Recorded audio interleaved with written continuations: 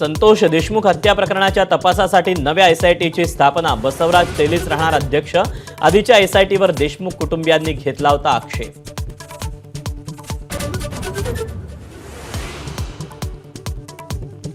केजमध्ये CID अधिकाऱ्यांची धनंजय देशमुखांची चर्चा, उद्या दुपारी बसवराज तेलींना भेटून घेणार माहिती। मस्साजोगच्या ग्रामस्थांना सामूहिक आत्मदहन आंदोलन, 1 दिवस पुढे ढकलण्याची विनंती।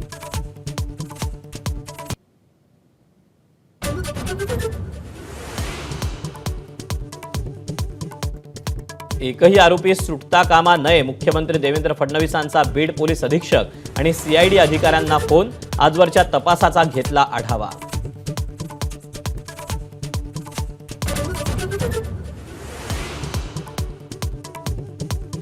खंडणी प्रकरणी जेलमध्ये असलेल्या वाल्मिक कराडची पुण्यात 25 कोटींची प्रॉपर्टी असल्याची माहिती, लवकरच ईडीकडून आर्थिक व्यवहाराची चौकशी करण्याची शक्यता।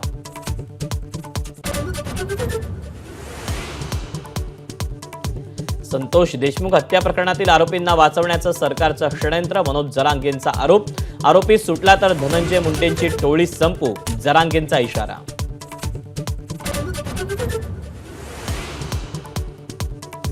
ठाकरे आणि पवारांना दगाबादांची उपमा देणाऱ्या अमित शहांवर हल्लाबोल, हा तर बाळासाहेबांचा अपमान, राऊतांचं टीकास्त्र, तर प्रसिद्धीसाठी शहांचं वक्तव्य, सुप्रिया सुळेंचा पलटवार।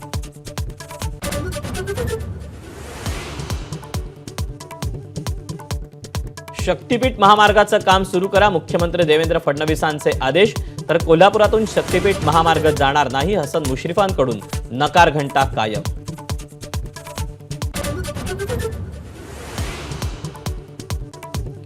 मुख्यमंत्र्यांच्या विनंतीला केंद्राचा मान, सोयाबीन खरेदीसाठी 31 जानेवारीपर्यंत मुदतवाढ, केंद्रीय कृषी मंत्री शिवराज सिंग चौहान यांची घोषणा। माधाच्या बातमीचा इम्पॅक्ट।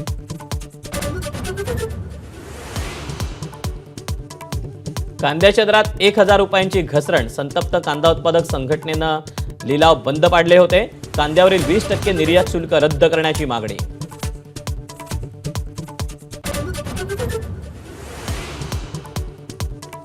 सिडकोच्या घरांच्या किमती कमी होण्याचे सिडकोचे अध्यक्ष संजय शिरसाट यांचे माधाशी बोलताना संकेत, एका कुटुंबात दोघांना घर घेण्याविरोधातली अटही शिथिल होण्याची शक्यता।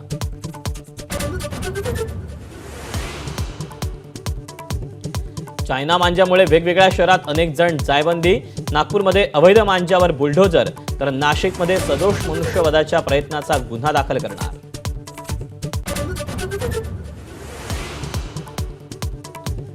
महाकुंभ मेळ्यातल्या पहिल्या मुहूर्तावर 1.5 कोटी भाविकांचं पवित्र स्नान, जिल्हा प्रशासनाची माहिती, उद्या साधू महंतांचं पहिलं शाही स्नान।